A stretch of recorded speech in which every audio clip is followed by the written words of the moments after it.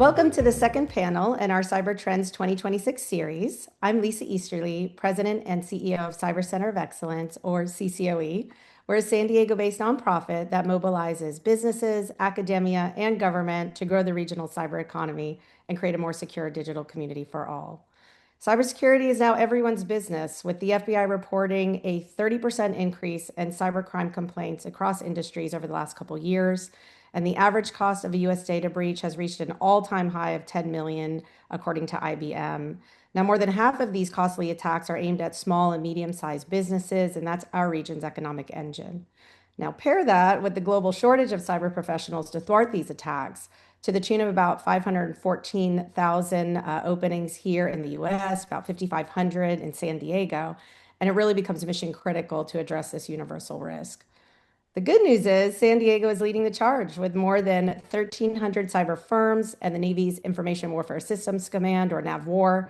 This cluster accounts for more than 29,000 jobs and has a total economic impact of over $4 billion annually. So that's equal to hosting 26 Comic-Cons to all you fellow Marvel fans out there. This collaborative ecosystem is developing new technologies, defenses, and the cyber warriors to combat this ever-evolving threat landscape. So let's tap into this robust expertise with our esteemed panel today to talk about the increased geopolitical cyber risks impacting San Diego businesses with lessons from one of our region's core industries, maritime. So it's my pleasure to welcome our panel, Billy, Robert, Buzz. Great to have you today. Billy, why don't we have you kick us off and tell us a little about yourself? All right, Billy Marsh. I'm the Chief Information Security Officer for the Port of San Diego. A little bit of background in medical and some red teaming, so kind of a little bit of everything. Fantastic. Great to have you, sir. Buzz, next. Well, thank you. Buzz Montero. I'm the Marine Transportation and System Cybersecurity Specialist for the Coast Guard here in San Diego. And my focus is assisting the captain of the port with cyber incidents and regulatory oversight of vessels and facilities. Thank you, sir. And last but absolutely not least, Mr. Meyer. Good morning, everybody. Robert Meyer. I'm the Director of Economic Development with the Employment Training Panel. It's a state agency who provides workforce investment for job skills training, primarily in the upskilling of California workers. I also here as a partner to the California Shipbuilding Ecosystem Alliance, which is a model partnership that provides a lot of resources and coordination for supply chain here in California. Wonderful. Well, we're delighted to have all of you gentlemen. We'll jump right in. As geopolitical cyber risks increase from critical infrastructure targeting to supply chain vulnerabilities, and now more and more sophisticated AI-assisted attacks, what are the cybersecurity threats or shifts that are rising fastest on your risk radar and why? And I think, Buzz, why don't we start with you with kind of the big picture? Sure, thank you. So from the Coast Guard's perspective, what's really on our radar is this convergence between IT and operational technology for vessels and how that's overlapping. So what, especially as we bring new vessels online, they're increasingly becoming digitized. So really what we're seeing is the business networks are interacting more and more with those critical systems like your navigation, your propulsion. And so that creates a risk surface. And then we're seeing some concerns with our supply chains and the fact that we're not necessarily really focused on how our vendors are ensuring the safety and security of their products. And we've seen that throughout the world. That's not just unique to the MTS. And then something that is unique to MTS is this AIS and GPS jamming that we're seeing, and especially in a port like San Diego, which is incredibly busy and obviously has this large Navy component to it. There's a significant risk to threats to the Third Fleet in that regard. And finally, I would add that we're seeing an increase in the use of AI by our nation states, and particularly the focus on building faster malware and more sophisticated. So obviously we'll have to continue to adapt for that. Thanks, Buzz. I think, yes, this is a tinfoil hat portion of the program today. So Billy, we'll have you pile on next. All right. So touching on the AI thing, because what's technology without talking about AI these days? Every company has human workers. So the thing that we've seen a increase on is the quality of phishing attacks. A lot of the adversaries are using AI to kind of develop their pretexts and work with the grammar, and the things that used to be really easy to catch now are getting harder and harder. They're using AI to kind of massage their messages, make them grammatically correct, fix the spelling errors. They're well spoken, and they use those attacks very effectively because every company has humans, and humans are the soft target right now. Technology's gotten so much better that it's faster patching times. Whenever vulnerabilities do come out, more and more companies are aware of them. So the easiest way for these foreign actors to get in is these phishing attacks or other social engineering methods. So that's definitely one that we're looking out for right now. Thank you. And I think that's a perfect segue, Robert, to what you're seeing from the people perspective. Definitely. We're seeing and reacting to some of the more recent assessments that are pointing to the fact that the supply chain and third-party vulnerability itself are indeed the most fragile part of our overall threat readiness. Vulnerabilities there, lack of resources, lack of training. Those investments made in the human counterpart are really the best investment that companies can make, to reduce that risk. As we see AI become more and more present in the standard sort of what the threat profile really is, we're seeing more and more companies adopt, but also provide sensitive company data into AI public tools, and that's creating an even bigger risk there. So good practices, I think, are important to sort of recognize, and really just building off these 2 points made earlier. I think it's really important to be looking for the resources that can help reduce these threat and the threat vectors. Absolutely. As my cyber sister, Jen Easterly, was a prior director of CISA, now the head of RSAC.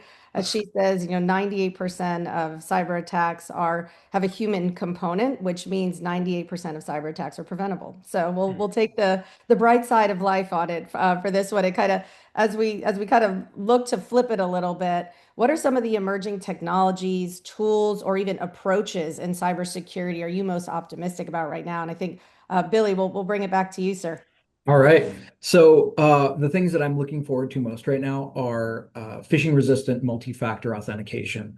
It's basic and it's tried and true, but if your identity is protected, then the rest of your organization is protected. So phishing resistant technologies such as fingerprint, Hello for Business, certificate-based authentication, basically any of the passwordless technologies that are out there, either very difficult or impossible to phish. And if you can protect your identity, you can protect the whole rest of the organization because you're protecting that human element.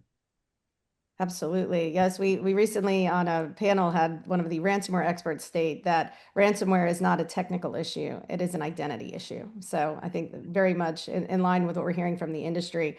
Buzz, thoughts from you? And I Yeah, know so with no, your role, it's not really, kind of endorsing any particular tool, sure. but kind of the approach. Sure, absolutely. I would say one of the things I'm most optimistic about is the stakeholders and how they've become much more intelligent on the subject and focused on it. And we've built a tremendous community of coordination around protecting our networks and infrastructure, especially here in San Diego. Within the Coast Guard itself, cyber protection teams have given us the ability to deploy and respond directly to incidents affecting the marine transportation system.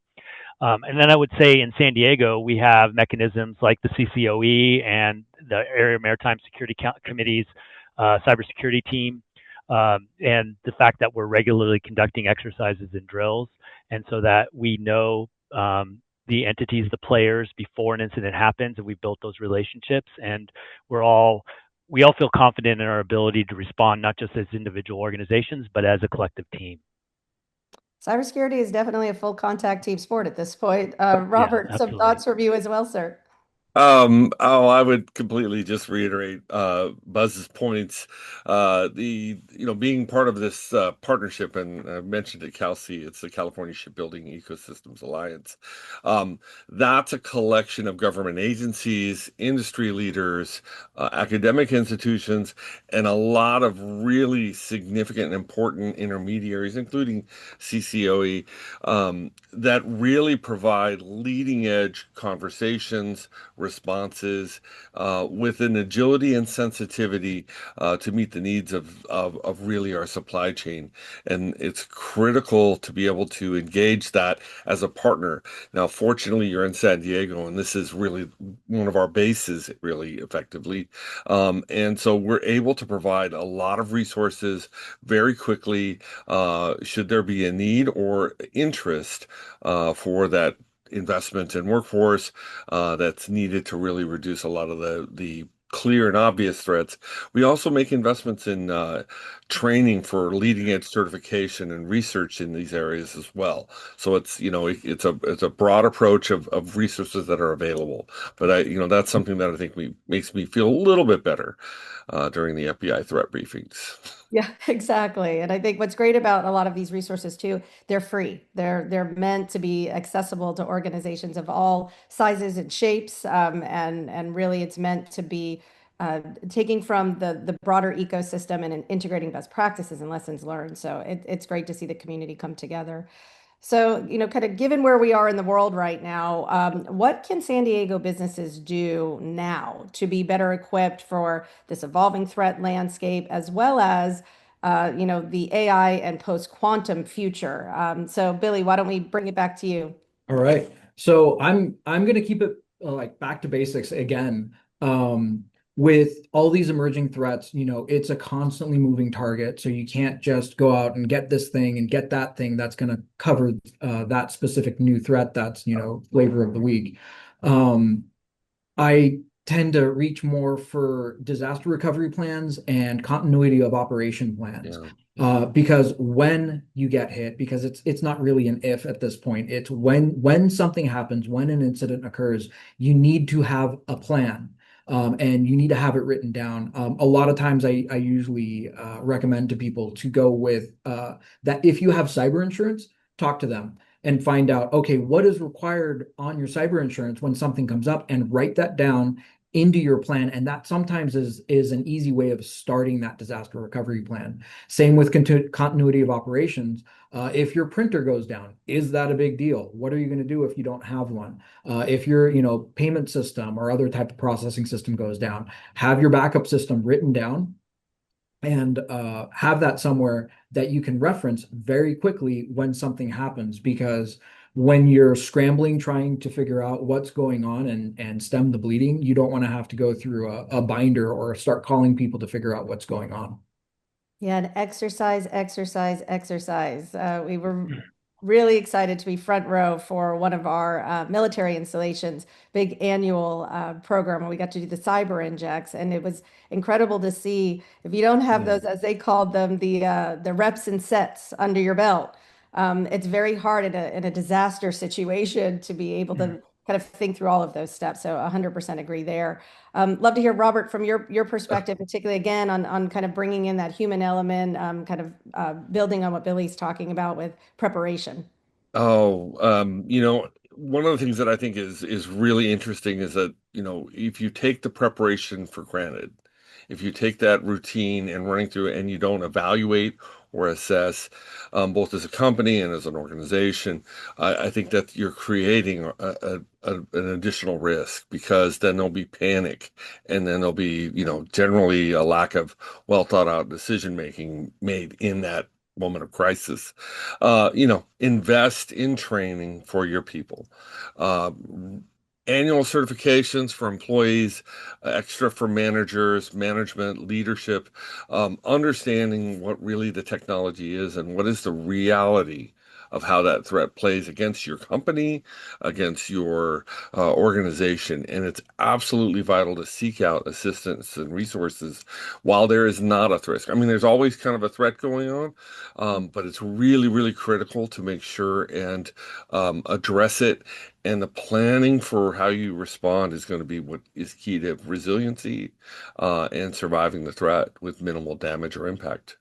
Absolutely. And what we learned even from the port incidences in the past is Yeah. deputizing, everyone becomes part of the cyber team, which I think is something that you can do every day as part of your culture. So, Buzz, I'd love to kind of get your thoughts as well. Sure. Yeah. So my background is 30 years active service with the Coast Guard. Last assignment was as captain of the port up in Chicago and Milwaukee. My experience, it leads me to believe that unless leadership makes it a priority, you can spend all the resources at the tactical level, and you're just not going to have a real impact. So I would encourage San Diego business leaders to ensure that they're actively engaged in addressing the threats stemming from and emerging from cyber threats. And you can't simply assume that your IT and your cyber teams have it covered. It's really a trust but verify thing. And this is really an area where intrusive leadership is really imperative and ensure the success and the preservation of your organization. And then obviously even your leaders need to be engaged in those cybersecurity communities, maybe not at the day-to-day level, but they need to understand who those players are and how they're interacting with one another. So in the event of an incident, which is obvious, as Billy mentioned, it's going to happen. It's not a matter of if, it's when. That you already know those conversations are being had and those relationships are established. Absolutely. And here in San Diego, we're very lucky to have an incredible community of industry, academic leaders, government, when we're talking, local, state, federal, that really come together and help not just when it hits the fan, but also kind of on the day to day. And again, sharing those best practices, making sure that we're all as resilient as we can be. I think that bottom line, it comes down to resiliency, right? So it's about operational resiliency. Well, as we talk about all the time, this is a great career opportunity for folks. There continues to be a demand across all industries for cyber professionals. Here in San Diego, it's actually a really fun stat that came out of our most recent economic impact study with the San Diego Regional EDC is that now 60% of San Diego's cyber workforce is outside of a cybersecurity product or service firm. So that means they're embedded in industry. They're in the healthcare organizations. They're in the port organizations and critical infrastructure, accounting firms, and so forth. So I'd love to hear from you gentlemen. What career advice would you give to professionals either looking to enter or, in this case, stay relevant within the cybersecurity workforce? So, Robert, this is right in your sweet spot. We'll start with you first, sir. Um, Foundational skill sets, build, continue to learn, pursue industry recognized credentials and certifications. As a state entity that pays for job skills training for employers, that enables them to upskill workers across the board. Cyber is in every type of job you can imagine. There's a role in it, there's a function, or there's an aspect of a duty statement that requires information to be maintained and safeguarded. Technology of companies and their customers or client companies to be maintained. It's a collective responsibility for the professional, particularly for the IT and the cyber professional, continuing to gain certifications and keeping skills up to date. Also, network as much as possible across industry. That keeps your skills fresh. There are plenty of avenues for updated information, newsletter subscriptions, and organizations that are designed really to facilitate continual advancement and skill attainment. I love that. And here in San Diego, we have so many great organizations from that, Yeah. from ISACA to ISC Squared and WESIS, and those that focus on different areas. If you like cloud, or if you want to talk OT, as Buzz is mentioning, there's so many great organizations that not just give you the information, but the community. This is very much air traffic control situation for many folks with this industry. It's great to have pals to be able to commiserate with. So. Billy, thoughts from you as well for those I, that join. I'm 100% going to hammer that thought home as well. Networking was mentioned, but how do you network? So going to conferences, go to conferences. They don't have to be huge conferences like DEF CON either. They can be smaller local conferences. They can even be meetup groups like OWASP. You mentioned several, like the local DEF CON groups, things of that nature, and talk to people. They will sometimes have views or opinions or insight knowledge into things that you don't see in the news, or that they'll be able to piece things together on their own before it really gets revealed. And having that level of forward information is great from a response standpoint, and also from a recovery standpoint. If something does happen, you've already got kind of a little bit of a leg up saying, oh yeah, this they were just talking about this a little bit ago, and these were the tactics, and it looks like it matches us pretty closely. So based on that, this is going to be our best recovery path or things of that nature. But if you're looking to enter this industry, having that group, that network group where they already know what job postings are open or which sections are saturated or which areas need help, and they'll help you craft either your resume or give you an idea of like, hey, this is really the area that, if incident response is needed, you can kind of hyper focus on that for a little bit and become a little bit of an entry level specialist and really get your foot in the door that way. Love it. Yeah. Buzz, over to you.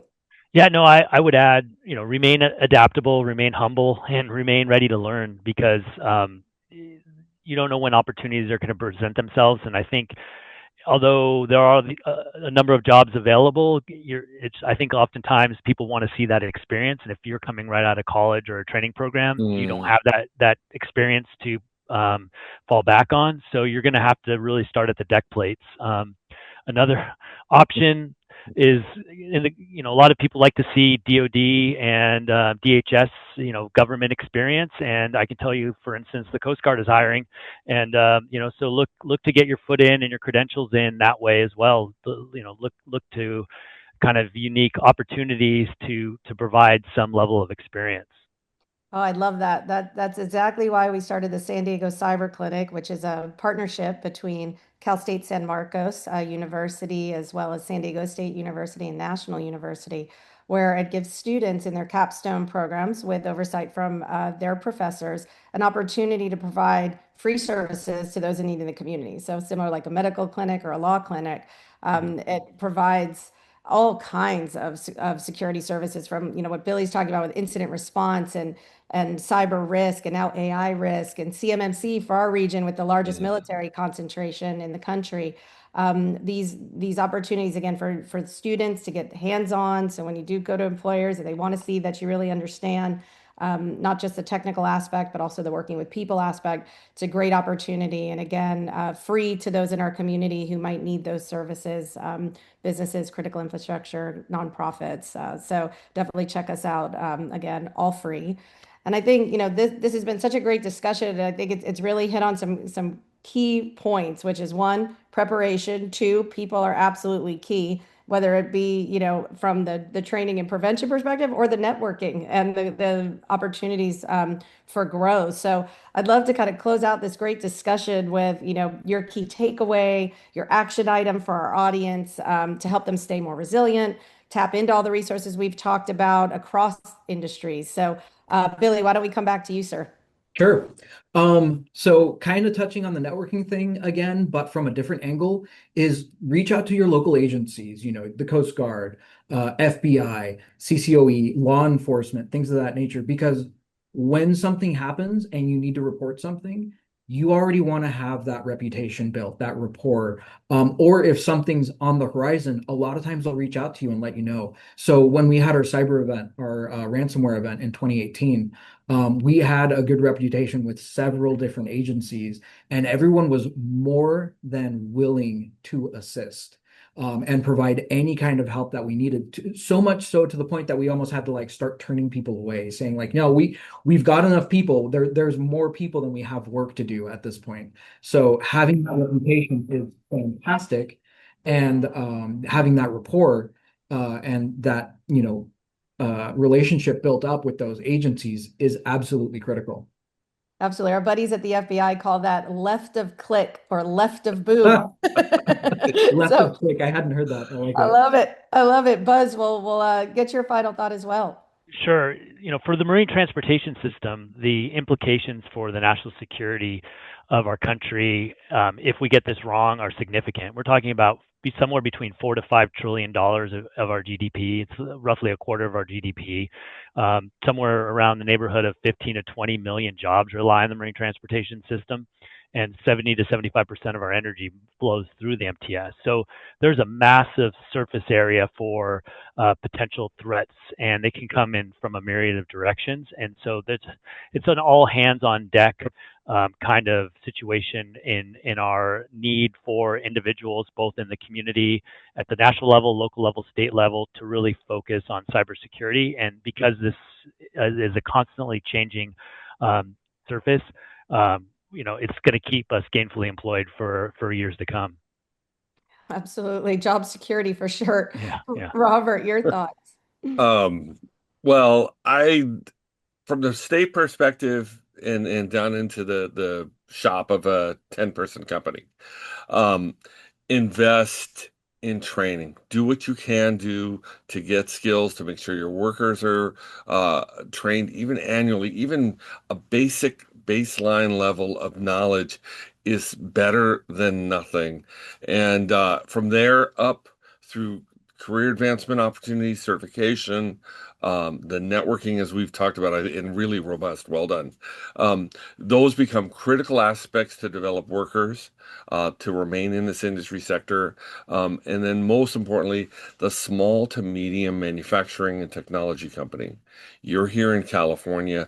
There are resources that can assist you in upskilling your workforce in whatever you do, as well as the investments needed for cybersecurity threat resistance. So if we can connect you at all, love to help you, love to assist you. We have a great local partner in the East County Economic Development Council that uses our funding to help and support small manufacturers. And we would be glad to discuss either direct support as an employer or working through them to really make sure you have leading edge training available to you and your workers. Absolutely. And I think my final thought is very much, I know I said it before, but cybersecurity is a full contact team sport. And we are very lucky to be here in San Diego to be able to learn from folks like you, and particularly industries like maritime that have a very robust history, a very incredible need here in our region, incredible reach here in our region. But we are so grateful to all of you gentlemen today for sharing your lessons learned, some of that expertise, some of those nuggets of wisdom that can help really anyone across all industries here in San Diego. So thank you again, Billy, Robert, Buzz, for this insightful discussion. We invite businesses and job seekers to visit CCOE's website at sdccoe.org for lots of free resources, including what you heard about here with CalC, as well as the San Diego Cyber Clinic.